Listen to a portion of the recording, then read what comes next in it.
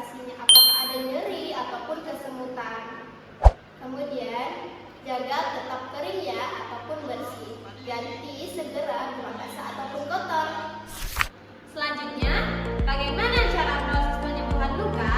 Yang pertama, yaitu fase inflamasi, yaitu saat tubuh menghentikan pendarahan atau melawan kuman yang masuk.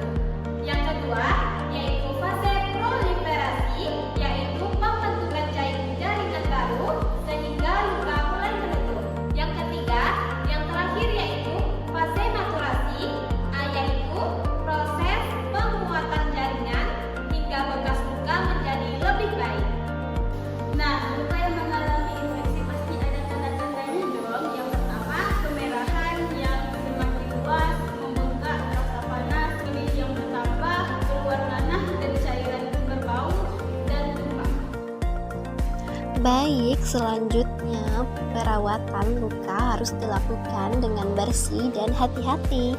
Adapun langkah-langkahnya yaitu yang pertama pastinya mencuci tangan terlebih dahulu. Kemudian menyiapkan alat dan bahan yang diperlukan. Selanjutnya membuka balutan lama secara perlahan. Kemudian membersihkan luka dengan cairan yang steril. Lalu memberikan balutan baru yang sesuai. Dan yang terakhir, merapikan area perawatan dan mencuci tangan kembali. Tujuan utama perawatan luka adalah mencegah infeksi dan mempercepat proses penyembuhan. Selain luka biasa, terdapat juga luka bakar yang merupakan kerusakan jaringan akibat panas, api, air panas, listrik, bahan kimia, atau radiasi.